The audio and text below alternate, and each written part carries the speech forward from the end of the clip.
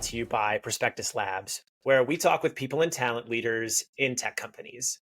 Our mission is to empower the candidate-employer relationship in the future of work. You're tuned in with Lorna Erickson. Lorna has been in the interviewing game since 2006, conducting over 7,000 interviews. Through extensive case studies, she's honed the most accurate and efficient interviewing processes and worked with small teams to billion-dollar firms globally. Currently, she's the co-founder of Expert Interviewers, where they train individuals and companies to create consistent, equitable, and accurate interviewing processes. Lorna, it's great to have you. Thanks so much for having me. I'm so happy to be here. Sweet. Well, where are you based and what are you working on? I'm in Kansas City, Missouri, and I am working on making interviewers awesome at what they do. That's what I focus on all day, every day.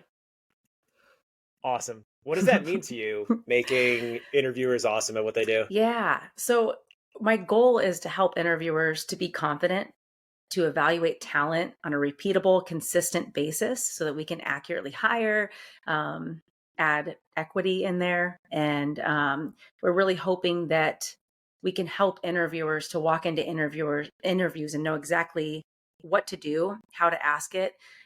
We want them to know exactly what answers that they're looking for. And then, of course, how to select the right talent in the end, because that's going to make the process a lot more fun for them, the candidate, and then obviously their company. Once you have the right people in the right roles, you're able to do great things with your company. And that's what we're here to help them do. That's awesome. I'm kind of an interview nerd. I think that's some of the fun part of being a recruiter is crafting a assessment program for the certain role within the organization, whether it's technical or non-technical, diving into the actual questions being asked, creating rubrics for scoring those answers. That's how I like to get into the weeds when I think about working with hiring managers. But let's take it a layer deeper. How do you think about crafting interview processes that uncover the right data, since we only have a short amount of time with candidates? Right. Yeah. Being a recruiter, I have so much respect for recruiters. I did start my career there. I mean, they are the front line of everything candidate related, but then also everything that's happening at other ends of the interviewing process, like to the hiring managers, the technical people that could be interviewing. You are that middleman that helps to translate the entire process, right? So what we need is hiring managers to take more responsibility on their end, because I should say recruiters, they can do everything perfectly, right? But if they're handing off that perfectly curated candidate and candidate experience off to that hiring manager who doesn't know how to properly evaluate talent or give them a great experience, then the process is going to fall apart. So part of curating that interview process is making sure that everyone involved with that process on that front end talent acquisition to the hiring managers at the very end, who are the decision makers, that needs to be like fully formed in order for it to actually work. That's a great point. You mentioned the handoff. And this is where, as a recruiter, somebody who loves the tactical work of moving candidates through the candidate life cycle, there is a handoff. And historically, recruiters only have a certain viewpoint into what happens after the recruiter screen. Mm-hmm. You have hiring manager screens, you have culture interviews. The only accountability to date we've typically had is the scorecard. Mm-hmm. And if you're anything like me, or any recruiters that might be listening, sometimes getting compliance around scorecard completion is half the battle. Sure. Have you seen anything that has changed or evolved in the market for maybe better alignment and post handoff accountability between Mm-hmm. recruiter and hiring manager, so that all of the work you're describing you're doing up Yeah. front is being completed on behalf of the interviewing panel Right. and the decision maker themselves? Yeah. We put a lot of responsibility on the hiring manager from the very start. When I was a recruiter initially, I noticed that scorecard or that feedback that we were getting wasn't good enough, or worst case scenario, wasn't legal sometimes, right? And so often as the recruiting partner to these hiring managers, I was saying, you can't give feedback like that. And they're like, cool, then what can I do? And I'm like, I don't know. Let me go check. So that's where I started reading any book about interviewing I could get my hands on, took any class that I could possibly take. And I started researching different interviewing techniques.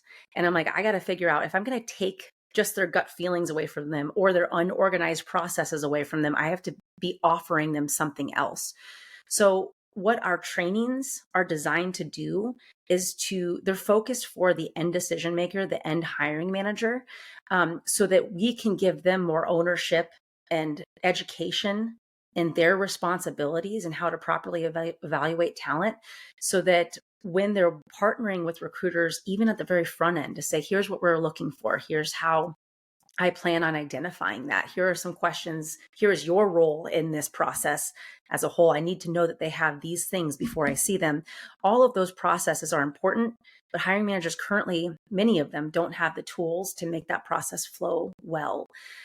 So although I have trained internal recruiting teams, talent acquisition teams, recruiters on this information, those trainings are slightly tweaked so that we can say, here's how you have conversations with, quote unquote, that interviewer. Here's how you bring up these subjects. Here's how you help to tweak their feedback and ask questions to make the process better for everyone.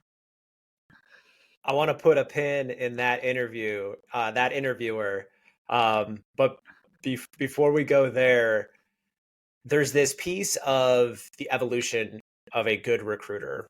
And, at this point, to be a trusted, effective talent partner to the business when we've seen so many recruiters being laid off, I think it comes down to doing what you just outlined, which is bringing something to the table proactively with a hiring manager. And that is the interview structure. Say you're sitting down first time, maybe you're a recruiter getting into a new role this year, and there's a lot of change management that happens through layoffs and working with new hiring managers. Effective hiring often comes down to that relationship. So when building new relationships, I think one of the strategies a recruiter could take if they're going into a new role or working with a new hiring manager is bringing forward that plan, that outline, those questions, that rubric, doing the work up front. Right. Instead of going into that first meeting with a busy hiring manager who needed candidate pipeline last month and waiting to take orders from them. Yeah. That's how I observe the future of recruiting. Right.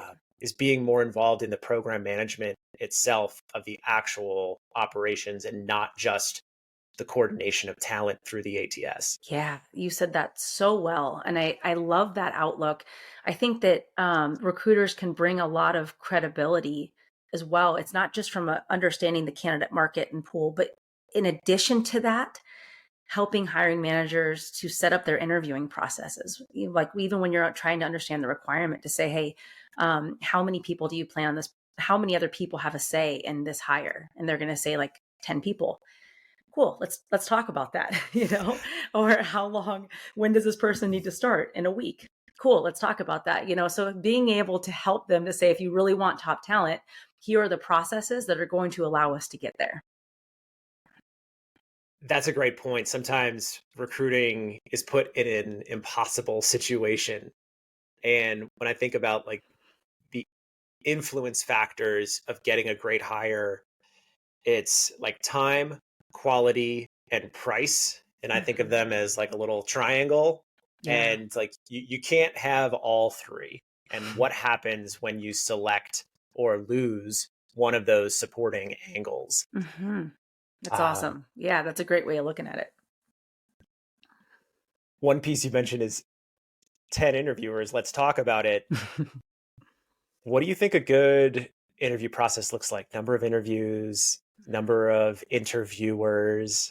Yeah. I think there's a lot of that noise going on right now. And the candidates in the market today, 2024, might have different expectations than companies hiring. Right. In terms of process, there is a balance here, right? We we know that interviewers need time to evaluate candidates. And from the candidate perspective, they want time to evaluate the company as well. It's not like anyone wants to be hired based off of, here, look at my resume. Cool, I got the job. It's like, whoa, let me get a feel for the place. Let me get a feel for the managers and the job, and make sure it's somewhere that I want to be too. So there is a process that can find balance and meet the needs of both sides, both parties in this process. And the right number of interviews is going to depend on, in my opinion, the technical need of the job in terms of like technical experience or like management level experience. The more experienced someone is, the higher technical components that there are going to be a longer interview process. Even then, I don't see a need for any more than 3 interviews if it's done well. If you have a set structure, you know exactly what you're looking for, the questions to ask to get there, it can be that efficient, and you're allowing time for the candidate to interview you throughout that.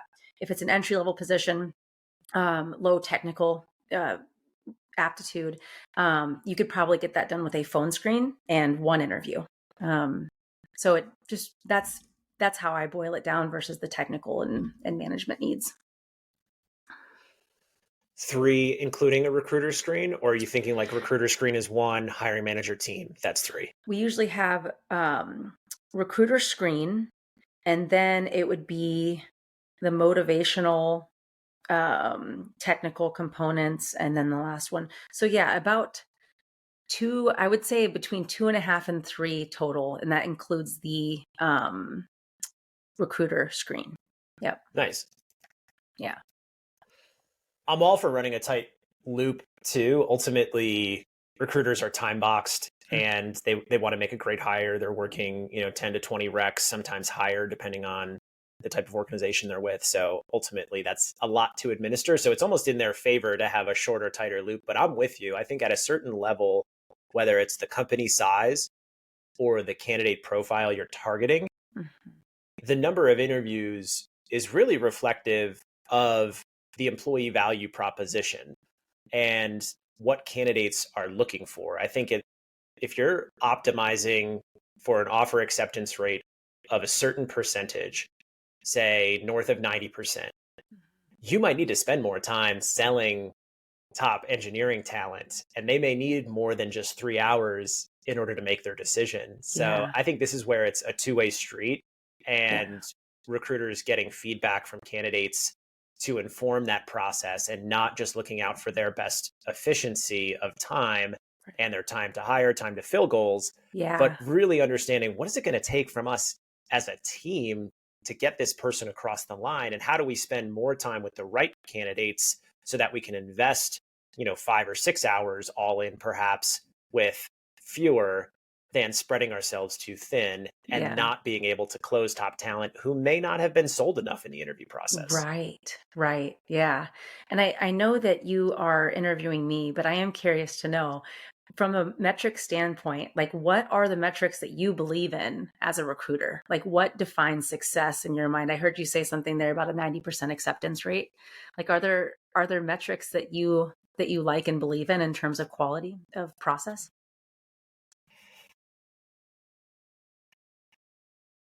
Over the last few years, I've had a lot of fun diving into data. And as we see an advancement in the technology that HR tech companies are putting out, recruiters are able to wrap their arms and heads and minds around the data.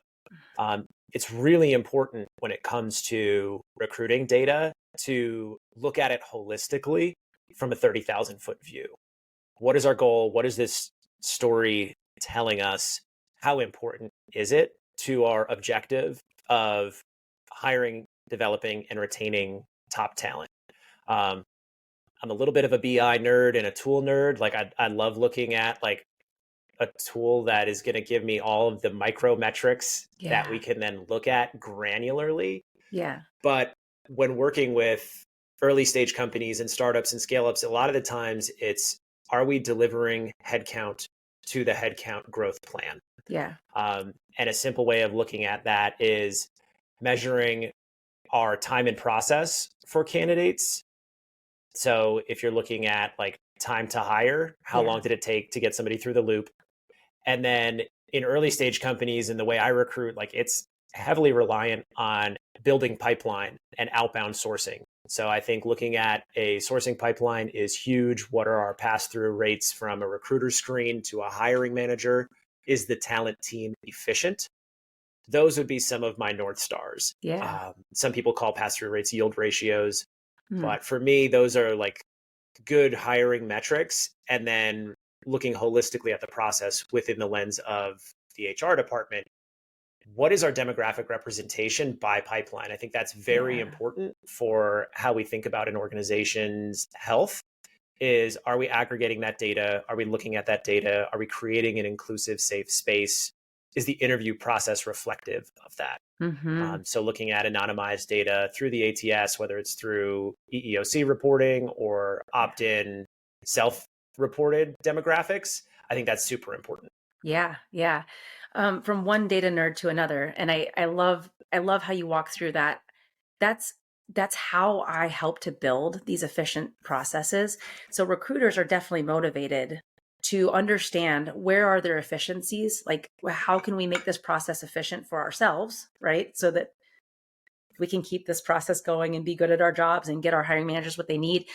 Some companies are a little too scared to like kind of peel back that curtain and see what's actually happening. Um, but it's so telling if you're looking at, and I focus primarily on talent assessment, right? There are experts out there for talent acquisition that are great at what they do. And I focus in this little small niche of talent assessment. What happens from the moment we get a candidate to the moment we hire them or we don't, right? And within that, the data that you can pull from that time, and I am not a technical person. So you better believe I was manually tracking this in Excel for 7 years. No big deal. Now there are much better tools out there to do such things, but to be able to manage and to examine the data that happens during this interview process, it's so telling, and you can pinpoint exactly where are the bottlenecks. Who are the hiring managers that are the absolute time wasters in this process for us? Where are candidates exiting the interviewing process? It's always when they meet with manager A. Why is that? Let's sit in and listen to that interview and see what's happening. So that data in the middle is one of my favorite things to look at. It's just a matter of whether or not companies are comfortable looking at that and making decisions based off of it. I'm right there with you. And there's fun ways to look at that in contemporary ATSs, but you talk about like hiring being a team sport and some of these metrics for the talent assessment process. One that comes to mind is like time to scorecard completion. Mhm. If you have hiring managers that take 72 hours to upload their scorecard from an interviewer, there's probably not a healthy hiring culture from Yeah. a top down perspective. Hmm. To me, and whenever that happens, I'm like, why is there the indecision? Like, because to me, it's like if you're confident in your ability to interview and evaluate talent, that's going to be a really easy 15-minute chore after the interviewer leaves, after you close out that meeting on your computer. You spend 15 minutes, and it's so clear cut. When you know how to interview and evaluate well, it's a clear cut, easy decision. And that takes away that indecision and really helps the process move along when you know what you're doing. But that's a really frustrating one for recruiters. You're like, just give me the feedback. And sometimes it's we we as recruiters, we get into a new organization or maybe we're working with a client and we make the assumption that if somebody's like a people manager or a director that they are an expert Mhm. interviewer. Mhm. That's not always the case. Just like we all have different skill sets, we all have varying business acumen, Yeah. but we specialize in different things. And I think being able to, you know, go eye to eye with hiring managers in like a safe space and be like, what are the areas that you want to improve on? What are Yeah. some of the areas that you think you could learn from through a structured interview training? Um, and starting the relationship on level ground, um, I think is critical so that you can have the ability to assess talent with hiring confidence. Yeah. Because we've all seen that interviewer in the debrief who always defers to their feedback until after the rest of the group weighs in. And it's like, you're here for a reason. Like, Right. if Yeah. you're going to defer every time, like, then maybe you don't belong here. Yeah. Can you talk Yeah. about instilling hiring confidence in teams? Yes. So there's a few ways that I look at instilling hiring confidence. And it does kind of, to me, it kind of melds in with like the buy-in component as well. So we joked earlier about how there's got to be 10 people in on this interviewing process. That to me is a team that doesn't have trust yet. So in order to build trust, if there are 10 people that are going to be invested in this hiring, in this next hire, that's fine. But let's get them together before we even meet candidates and talk about, in your mind, what does this person need to have? And it is okay that when you start that meeting, everyone's requirements are going to be all over the board. There's going to be 25 different things that each person personally feels like they need this person to have. And then you can work together as a team to boil that down. What is actually necessary? What are the requirements of this role? And if you do that together as a team, then you're able to create an interviewing process that takes into account their opinions, but doesn't take them out of their job, their production, right? And then another point that I was going to bring up based on the last thing that you said is that we all know those employees who are really great at their jobs, and then they got promoted to management and they're not great at management, right? Same thing with interviewers. It could be a great employee, it can be a great manager, but that doesn't mean that they're going to be a great interviewer. And oftentimes, great employees, great managers, they had training and mentorship and help to be that employee. And for some reason, for interviewing, they're like, just get in there and go with your gut. See what you got. It's like, wait a second, this person's going to be making a very huge investment for this company. And you're like, just shoot from the hip, see what you can find. And that to me is just so confusing. So I think your original question, how do we gain that confidence? How do hiring managers gain that confidence? It's just a matter of giving them the tools that they need to be able to define what they're actually looking for, giving them the questions that align with those definitions, and then keeping them accountable to assessing their right answers and how those aligned with their initial definitions of success. If those things aren't aligned, then we just need more conversations. I agree with all of that. It's so good. Let's talk about bias. You talk about folks going into interviews and just going with their gut. Mm-hmm. How can teams mitigate bias in the interview process, and how can you work with hiring managers who may be stuck in this thinking that gut decision on how you feel is how you hire? Yeah. So I've noticed for a long time that people don't want you to take their gut feelings away from them. And I'll say in every other part of your life, gut feelings are a very natural component, right? You're like, I'm going to drive to the stadium and I'm feeling better about this route instead of that route. Like, we use our gut feelings on a daily basis. But when it comes to interviewing and people, our gut feelings are deeply rooted in bias. And it's easy for interviewers to go into an interview and be swayed by people that they can relate to. They grew up in a similar area. They played a similar sport in college. Their parents are from such and such. It's like, it's really easy for you to be like, wow, you seem great.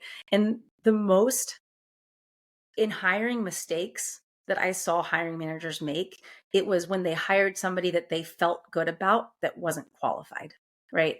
So in order to not eliminate bias, because I think that that's pretty impossible to do, but we need to develop processes that will allow us to evaluate candidates on only job-related components. And so it is taking the time at the front end to define what you're actually looking for, to set up a consistent interviewing guide that's going to follow this candidate from the beginning of the interview process to the end. The recruiters on the front end screen are going to be using a portion of this interview guide, and then it goes all the way to the end with that end decision maker. And if you're using those same questions and that same process for every candidate, then you're allowing yourself to truly evaluate the data and the candidate assessment throughout that process, and not just, gosh, I love soccer and that person loves soccer and let's hire them. let's take it to a tactical takeaway. I think HR folks are trained in this, but what advice do you have for an interviewer or a hiring manager that is face to face with a candidate in an interview and the candidate reveals some of that data that are touchy subjects? They say Mhm. something like, when they're asked, "Oh, how was your weekend?" and the candidate says, "Great, I went to church and did XYZ." Yeah. Or um, if somebody mentions, "Oh, my wife's going out on, maternity leave." Mhm. Um, these aspects of our lives that in every other context draw us closer to create a social connection. And Mhm. yes, we spend a majority of our time at work and we want to have that social connection with our coworkers. Right. What would you tell an interviewer when they receive that data in an interview? Sure. First of all, you don't need to write it down, right? So if you hear that, how was your weekend? You're with your wife and, newborn child or whatever it was. You're not writing any of that down. And we teach interviewers to start the interview intentionally and not just say, so where are you from? It's like that is the most commonly asked illegal interview question because the information you're about to receive is a protected characteristic, right? So no one goes into interviews thinking, I'm going to ask illegal questions today, right? That's why awareness is so important and being intentional about your process is so important. Um, and to those managers that are, I hear you, Lorna, but I still want to get a feel for a person and I want to work for someone or I want to work with someone who's like me that I just feel good about. Um, to to that person specifically, I just say that great managers are able to evolve and work with lots of different kinds of people. And if you're not allowing yourself that opportunity to work with somebody who's completely different than you and qualified to do the job, then you're holding yourself back from professional and personal growth. So good. All right, let's switch gears a little bit. Like a lot of folks in 2024 in the recruiting space, I met you on the internet, have had the opportunity to network with a lot of fantastic recruiters that have become content creators on LinkedIn, TikTok. One of the silver linings, I think, is that through the hiring slowdown, I think we as a recruiting industry have had time to breathe and come up for air and like make time for networking and reach out to folks or create content. So, um, tell me a little bit about like your social and content strategy and what's the context behind your content on TikTok and LinkedIn. Yeah. So I'll talk with you about the strategy. My partner, Victoria Gates, is our social media prowess. I mean, she's so rock solid. I spent 15 years in more than that, but in the corporate world. And, knowing that what I was doing was working really well and so many different aspects of the business and different parts of the globe, you do wonder though, do other people need this, right? Do other people is there a craving for this in other parts of the industries and world and all these things? And so my partner Victoria was like, all right, let's just start developing some content and just putting it out there and see what happens. um, and I remember she was like, all right, we're going to post it Instagram and TikTok. And I was like, who is TikTok? And how can I get a hold of her? And she's like, you need to start, or posting in 2 weeks, you need to become familiar with TikTok. So we started developing some videos and we put them up there, and it was only a matter of months where one of them, it was a video that was talking about the unnecessary, unbalanced power dynamics of interviewing that really resonated with people. And out of nowhere, I mean, I remember the day that we got 1 million views on that, and to me that was like, what? Like, I have no idea how that happened, and then it jumped up Wait, to, wait, wait. An actual million? yeah. Right. An actual million. And then, yeah, so it just kept going. And now it's at 12 million something. And it's just like, after that, people started following us. And I'm like, I'm so glad that we had that reassurance as a new business at that point, to know that people needed this. And it was a little bit of a confidence boost to say, okay, let's keep developing. Let's get our online training done. Let's start talking with companies. And then I quit my corporate role a few months back, and am able to commit to this full time. But part of that is because of the response that we received from social media. So I'm really thankful for it. And it was an unlikely route. I would have never guessed that that's what we'd be doing. That's awesome. I have a confession. I've never been on TikTok. I've never created a TikTok. Well, there's like a meme where it's like, I'm not on TikTok. I get my TikToks like a millennial through my Instagram reels. Totally.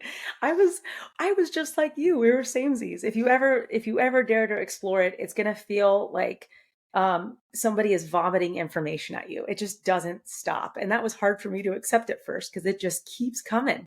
It's a beast for sure. It's pretty crazy. I've been off all social media besides like Strava and LinkedIn for the last few years. So even when I get like videos that people send me, just the way the platform works, I'm able to preview or watch a TikTok, whereas Yeah. I'm not able to like as easily see something if it's on Instagram. And it's just an Right. interesting observation, being Yeah. like a crusty millennial suburban dad in my basement, Right. who's Who's not on Strava? socials. Right? Like, it's a weird part of our society where I don't know if anybody else is this way, but like I send my coworkers like pictures and Vine style videos, and then I send my friends like structured Notion documents and Airtables. It's really weird. It is. It is weird. Yet here we are. We're doing what we can. So back to your content. For people who aren't familiar, how would you describe like the TikToks you put out?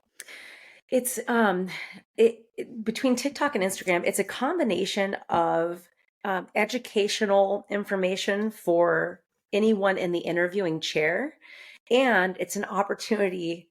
It's a kind of therapy for me to let out all of the difficult situations I've been in with hiring managers and the recruiting processes over the years. And I like to put a spin on it, so that it helps me to process all of that time. But also it's pretty entertaining for people too, because I think that they can recognize a lot of those scenarios and in their experiences. So let's talk about that interviewer. Mm. Tell us about the persona of that interviewer. Yeah, so we'll put air quotes around that. So the persona of that interviewer is someone who finds out that a question is illegal, and they're going to say, yeah, cool, I'm going to ask it anyway. Or, hey, your interviewing process is extremely draining on the TA team and the recruiting team, and they can't send you 10 candidates for one job. And they're like, I don't care how long it takes. I want to see 10. So that interviewer is the person that makes lives difficult for anyone that's involved in their interviewing and hiring processes. That's awesome. Because so much of your following comes from job seekers, what advice do you have for job seekers that may find themselves toe-to-toe today in an interview with that interviewer? Yeah. So I'm very careful to not really give candidate advice. And here's why. Sure, I was in the recruiting role for a number of years, and I did give a lot of candidate advice for a long time, but I made my switch and my focus to the hiring managers. And a lot of these broken interviewing processes, many people are asking candidates to fix them. Here's how you respond to an interviewer asking illegal questions. Here's how you do this. No, I'm here to help the interviewer to know not to ask those illegal questions, to create better experiences. So I'll leave the candidate advice to the other experts that are out there, and I'll stick with the interviewer side. Epic. All right, well, let's do something that is a little outside the box, a little out of the ordinary. We're gonna do a segment with Lorna called "Hot or Not" around interviewing. Okay. So I'm gonna throw you a recruiting or interviewing theme, and Okay. you let us know if it's hot or not. Okay. All Are you right. ready? I'm game. Yeah. Okay. This is a touchy one. This past week, what is your take on uncompensated interview assignments? Hot or not? Not. That is Oh, not hot. Absolutely not not. hot. Not hot. Any thoughts on those? You just reach out to us if you're trying to do that to candidates so that we can give you better ways to evaluate talent and not steal labor. Nice. I've been joking recently. $100 a slide for any Ooh, strategy presentation. nice. I I think like that. if you're going to invest the time in candidates and have them invest a couple hours, Yeah, put your money where your mouth is. Give them $500, 600, $100. If anything, it'll get hiring managers taking interviewing a little bit more seriously. totally. That take right there, that takes pretty hot. Yeah, I like that one. Hey. Um, all right, I got another one for you. Okay. Personality tests. Golly. Here we go. Here we go. Actually, one of my interviewing videos that I made was why that interviewer is not hiring you. It's like, hi, I know we had you come in 6 times. And then on that final time, we sent you a personality assessment and now you are disqualified, which means that you're qualified. However, we just don't like you, as a person. So that's a strong not hot on my account. Awesome. What about that interviewer who says they know in the first 5 minutes if they're going to hire someone? Dude, did I even need to print off the hot one? Because this is, yeah, that is somebody truly speaking from their unconscious biases. And you're going to, one, make a hiring mistake. And two, you're not leaving any sort of space for diversity within your company, and do better. Yeah. So true. Okay, we'll get off some of the spicy, easy layups. Okay. What about reference checks? What's your take on reference checks? Hot or not? I'm not on reference checks. I'm a no-go on that. And mainly because it's very rare that anyone is ever going to give you a reference for someone that's going to say anything bad about them. And if they do, I'm then wondering, what did you miss during the interview process? So I put a lot of responsibility on the evaluation of the candidate, not what somebody else is going to say about them from the past. That's a good take. I got one. What are your thoughts on interviewers sending thank you notes to the candidates after the interview instead of just the candidates sending it? That is hot. I love that. I think that the more we can, this isn't a thing, but I want to make it a thing, like the golden rule of interviewing. If it'd be weird if a candidate did it to you, don't do it to them. If it's great if a candidate does it to you, do it to them. Like golden rule of interviewing. Again, it's not a thing, but maybe I'll make it one. But I would love that. I think that's a really nice way of going about business. Well, I think golden rule of interviewing is a good place to pause for today. How can people stay in touch with what you're up to and what you're building? At Expert Interviewers on Instagram and TikTok. And then we have an Expert Interviewers on LinkedIn, my personal account, Lorna Erickson on LinkedIn. And then, of course, expertinterviewers.com is when you can find information about our courses and how we train interviewers to be awesome. Sweet. Well, I'll throw that in the show notes. Make sure people have access to it.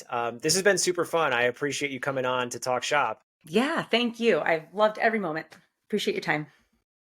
Awesome. And reminder, folks, don't be that interviewer. Don't be that interviewer.